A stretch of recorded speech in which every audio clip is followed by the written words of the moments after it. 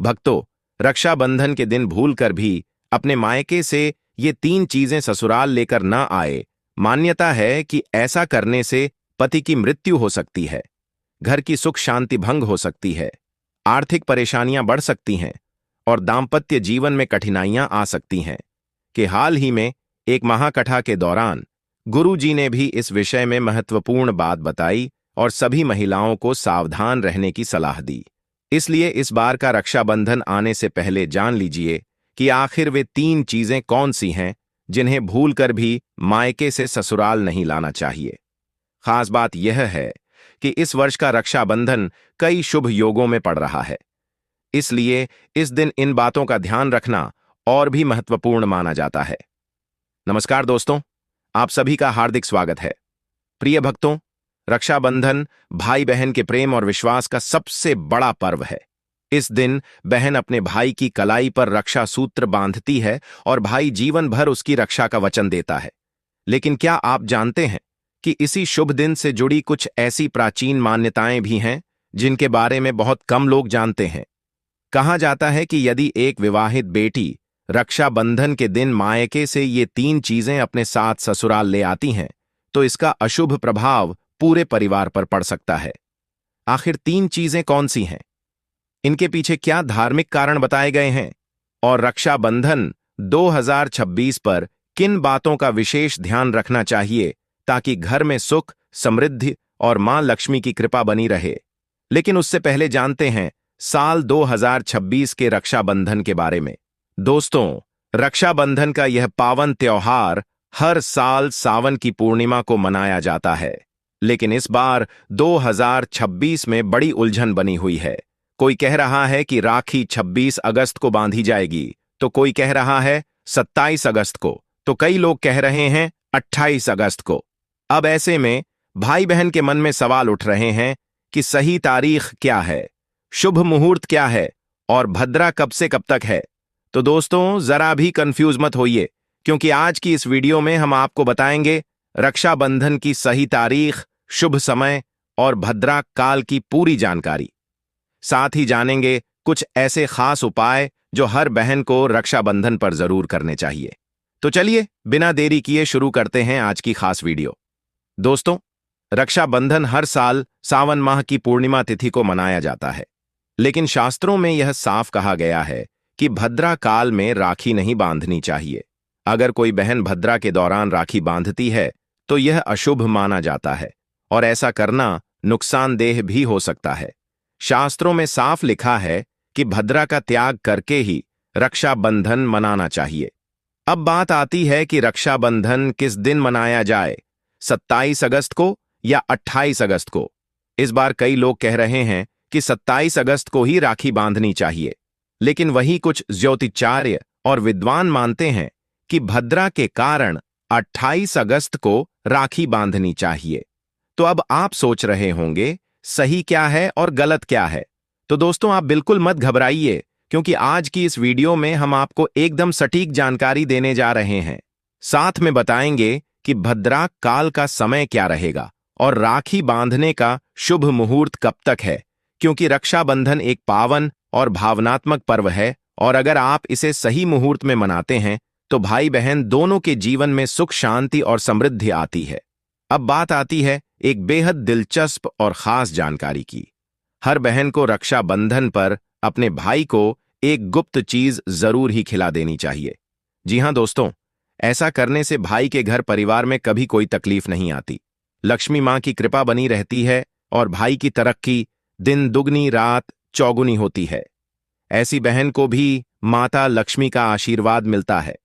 भक्तों, इस बार का रक्षाबंधन इसलिए भी खास है क्योंकि इस दिन कुछ ऐसे विशेष कार्य हैं जो हर माता बहन को जरूर करने चाहिए। ऐसे काम जो आपके जीवन में बरकत लाते हैं, भाई की उम्र लंबी करते हैं और धन की वर्षा होती है। दोस्तों, रक्षाबंधन का त्योहार भाई बहन के अटूट प्यार का प्रतीक है। इस दिन बहन अपने भाई की कलाई पर प्यार और रक्षा का धागा यानी रक्षा सूत्र बांधती है और भगवान से भाई की लंबी उम्र और अच्छे स्वास्थ्य की प्रार्थना करती है और भाई भी अपनी प्यारी बहन को हमेशा हर मुसीबत से बचाने का वादा करता है। लेकिन दोस्तों, इस पवित्र रिश्ते के त्योहार को मनाते वक्त एक चीज का खास ध्यान रखना बहुत जरूरी है, और वो है भद्राकाल। शास्त्रों में साफ लिखा है कि भूल कर भी भद्राकाल में राखी नहीं बांधनी चाहिए। अब आप सोच रहे होंगे ऐसा क्यों? तो इसके पीछे एक पौराणिक कथा है। कहा जाता है कि लंकापति रावण ने भी अपनी बहन शूरपणखा से भद्राक काल में ही राखी बंधवाई थी। और फिर क्या हुआ? 1 साल के भीतर ही रावण का पूरा साम्राज्य नष्ट हो गया। इतना ही नहीं, भद्रा जो कि शनिदेव की बहन है, उसे ब्रह्मा जी का श्राप मिला है कि उसके समय में अगर कोई शुभ या मांगलिक कार्य होगा तो उसका परिणाम शुभ नहीं होगा, बल्कि उल्टा असर डालेगा। इसलिए दोस्तों, यह गलती आपसे ना हो जाए। राखी सिर्फ शुभ समय में ही बांधे। अब बात करते हैं असली मुद्दे की। साल 2026 में रक्षाबंधन कब मनाया जाएगा? दोस्तों, चलिए अब जानते हैं साल 2026 में रक्षाबंधन का त्योहार कब मनाया जाएगा। दोस्तों, रक्षाबंधन का त्योहार सावन पूर्णिमा में मनाया जाता है। पूर्णिमा तिथि की शुरुआत 27 अगस्त की सुबह 6:56 पर हो रही है और पूर्णिमा तिथि की समाप्ति 28 अगस्त की सुबह 9:45 पर हो रही है। अब आप सोचेंगे 2 तारीखें आ रही हैं तो किस दिन मनाएं? तो यहां कंफ्यूजन बिल्कुल नहीं है, क्योंकि उदय तिथि यानी सूर्योदय वाली तिथि के हिसाब से रक्षाबंधन 28 अगस्त शुक्रवार को ही मनाया जाएगा। अब बड़ा सवाल, इस बार भद्रा का साया रहेगा या नहीं? तो भाइयों बहनों, खुशखबरी यह है कि इस बार रक्षाबंधन पर भद्रा का साया नहीं है। जी हां, पिछले 2-3 साल से भद्रा के चलते त्योहार का मजा थोड़ा फीका हो जाता था, लेकिन 2026 में ऐसा कुछ नहीं होगा। भद्रा तो जरूर लगेगी, पर उसका समय 27 अगस्त को ही खत्म हो जाएगा। यानी रक्षाबंधन के दिन आप पूरे दिन राखी बांध सकते हैं। चलिए भक्तों, अब हम जान लेते हैं कि राखी बांधने का शुभ मुहूर्त कब से कब तक रहेगा। तो देखिए भक्तों, 28 अगस्त को राखी बांधने का सही समय सुबह 5:04 से लेकर सुबह 9:45 तक है। 28 अगस्त 2026 यानी शुक्रवार के दिन राहु काल सुबह 10:45 से शुरू होकर दोपहर 12:20 तक रहेगा। इस 1 घंटे 35 मिनट के दौरान राहु काल का साया रहेगा। इस दौरान राखी बांधने की सख्त मनाही है। पंचांग के अनुसार रक्षाबंधन पर सर्वार्थ सिद्धि योग श्रवण और धनिष्ठा नक्षत्र का संयोग रहेगा। इस दौरान राखी पर पूरे दिन सौभाग्य योग बना रहेगा। इसलिए आपसे फिर एक बार कहेंगे, भूल कर भी भद्रा काल और राहु काल में राखी न बांधे तो भक्तों बने रहिए हमारे साथ, क्योंकि आगे हम आपको बताएंगे वो 3 खास काम जो अगर आप रक्षाबंधन के दिन कर लेते हैं तो सिर्फ भाई नहीं, पूरी फैमिली को मिलेगी मां लक्ष्मी की कृपा। चलिए भक्तों, अब हम आपको बता देते हैं कि रक्षाबंधन की शुरुआत कैसे करें, भाई को राखी किस नियम से बांधे, पूजा विधि और कुछ जरूरी नियमों के बारे में। रक्षाबंधन के दिन बहनें नहाकर साफ सुथरे और नए वस्त्र पहनकर अपने भाई की कलाई में राखी बांधती हैं। लेकिन दोस्तों, काले रंग के कपड़े पहनने से बचना चाहिए, क्योंकि यह शुभ नहीं माना जाता। फिर तैयार की जाती है पूजा की थाली, जिसमें रखें रोली, चंदन, अक्षत, चावल, राखी, मिठाई और एक शुद्ध घी का दीपक। दीपक आप चाहे तो आटे का बना लें या मिट्टी पीतल का, जिससे आप अपने भाई की आरती करेंगे। अब थाली तैयार हो जाए तो सबसे पहले भगवान को समर्पित करें। मंदिर में जाकर या घर के मंदिर में भगवान की कलाई पर पहली राखी बांधे। फिर अपने भाई को पूर्व या उत्तर दिशा की ओर बिठाएं और खुद पश्चिम दिशा की ओर रहे। सबसे पहले भगवान गणेश को राखी बांधे, फिर भाई की कलाई के लिए थाली सजाएं। अब भाई को तिलक करें, रोली, चंदन और अक्षत लगाएं, थोड़े फूल या चावल उनके सिर पर छिड़के, फिर करें भाई की आरती। इसके बाद दाहिने हाथ की कलाई में राखी बांधे और उन्हें मिठाई खिलाएं। अब भाई भी अपनी बहन से वचन दे कि बहन, मैं सदा तेरी रक्षा करूंगा, तुझे कभी दुख नहीं दूंगा, तुझे डांटूंगा नहीं, तेरी हर बात मानूंगा, हर इच्छा पूरी करूंगा। अगर मां बाप नहीं है तो मैं पिता बनकर तेरा सहारा बनूंगा और मां बनकर तेरा पालन करूंगा। जितना मुझसे होगा उससे कहीं ज्यादा करूंगा, और फिर भाई बहन को उपहार जरूर दें। दोस्तों, ध्यान रखें कि रक्षाबंधन पर भाई को काली राखी नहीं बांधनी चाहिए।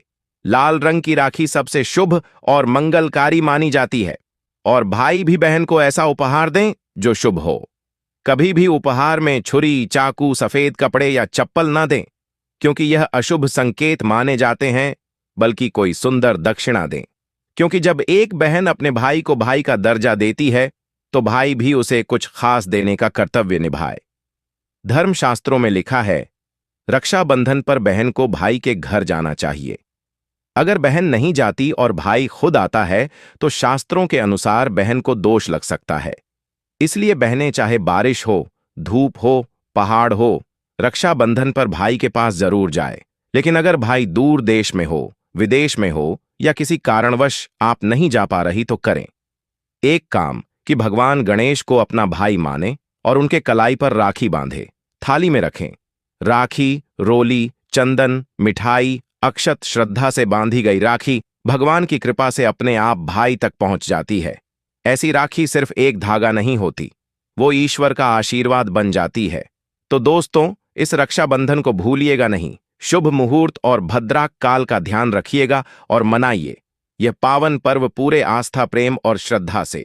दोस्तों, रक्षाबंधन के दिन क्या खाना चाहिए और क्या नहीं, यह जानना उतना ही जरूरी है जितना कि राखी बांधना। देखिए, रक्षाबंधन कोई साधारण दिन नहीं होता। इस दिन देवताएं, भगवान स्वयं धरती पर आते हैं। कहा जाता है कि ईश्वर भी इस दिन अपने भक्तों से राखी बंधवाने आते हैं और भाई की कलाई में उस दिन साक्षात भगवान का वास होता है। इसलिए इस दिन घर में पवित्र, सात्विक और शुद्ध भोजन ही बनाना चाहिए। मतलब प्याज, लहसुन, मांस, शराब, सिगरेट, गुटखा, इन सब का त्याग कर देना चाहिए। अगर ऐसा कुछ खा लिया तो रक्षाबंधन का व्रत भी टूट सकता है और उस दिन की पवित्रता खंडित हो जाती है। तो अब सवाल आता है, क्या बनाएं? आप बना सकते हैं खीर, पूरी, हलवा, मीठी सेवियां। खीर में चाहे तो थोड़ा रंग भी डाल सकते हैं ताकि बच्चों को भी पसंद आए। कुछ मीठा जरूर होना चाहिए क्योंकि भगवान को भी मीठा पसंद है और इस दिन भाई के रूप में भगवान ही तो आते हैं। अगर और कुछ ना बने तो कम से कम सेवियां तो जरूर बनाइए। भगवान को भोग लगाने के बाद ही राखी बांधे, यही सबसे अच्छा और शुभ तरीका माना जाता है। अब बात करें सब्जी की, तो रस वाले आलू, गोभी की सब्जी, केले की सब्जी, मटर या पनीर का पुलाव और खीरे का रायता, ये सब बना सकते हैं।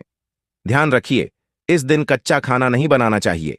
कढ़ाई चढ़ाकर पक्का भोजन ही बनाएं, जिसे त्योहारों का भोजन कहा जाता है, क्योंकि ऐसा खाना माना जाता है कि ईश्वर खुद उसे ग्रहण करते हैं। अब जब भगवान को भोग लग जाए, राखी का मुहूर्त आ जाए, भाई की कलाई पर राखी बांध दी जाए, तभी बहन को अपना व्रत तोड़ना चाहिए। और हां, बहन को भाई को अपने हाथ से कुछ खिलाना भी चाहिए। भाई को भी चाहिए कि वह बहन को कुछ प्यार से खिलाए। इससे आपसी प्रेम बढ़ता है और भगवान भी खूब खुश होकर अपनी कृपा बरसाते हैं। भक्तों, अब बात कर लेते हैं कि मायके से भूल से भी कौन सी वस्तुएं हमें नहीं लानी चाहिए। भक्तों, शास्त्रों में कुछ ऐसी चीजों